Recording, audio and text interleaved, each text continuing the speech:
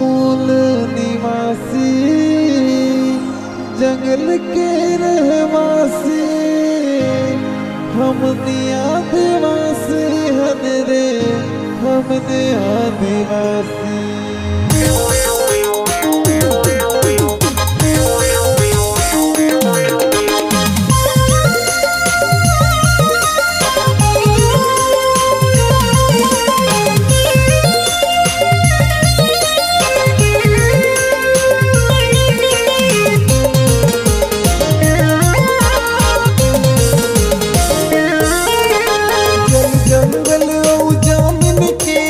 हमने ही रखवाला भील भीमा गुंडा धुर बिरसा मुंडा के पूजने वाला।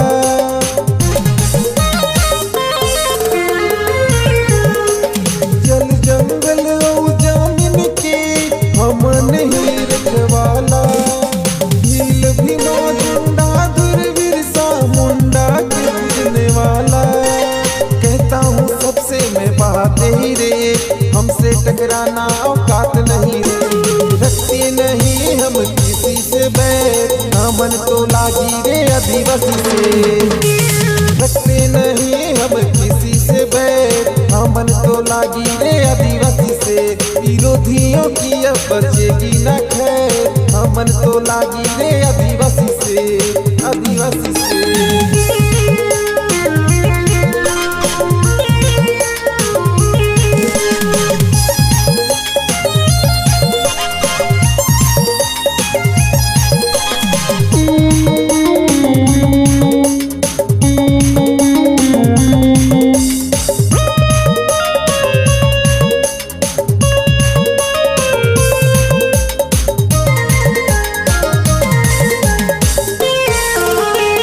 कबो झुके नहीं देबो रे आदिवासी समान के।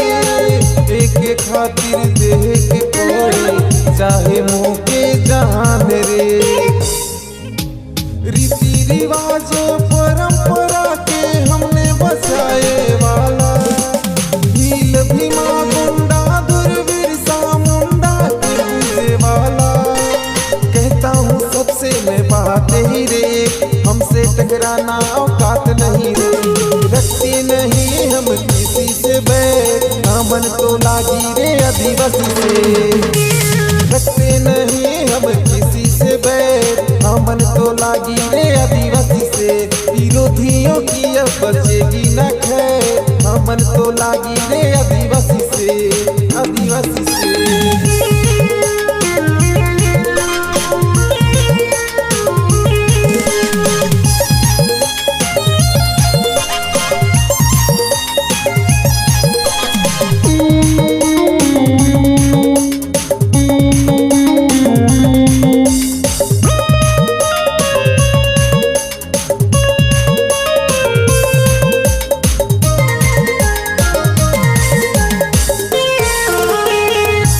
पगड़ी कलगी साफा हमारी पहचान है। बाघ के जिगरा रखतिया आदिवासी अभिमान से।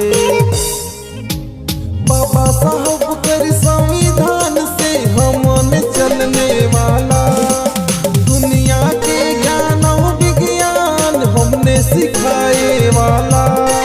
कहता हूँ सबसे मैं बात ही रे हमसे टकराना औकात नहीं रे।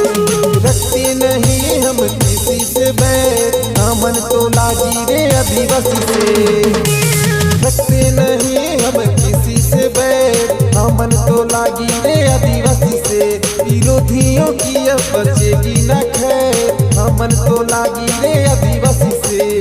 रखते नहीं हम किसी से बैर हमन तो लागी रे आदिवासी से। रखते नहीं पहले से हम बैर हमन तो लागी रे आदिवासी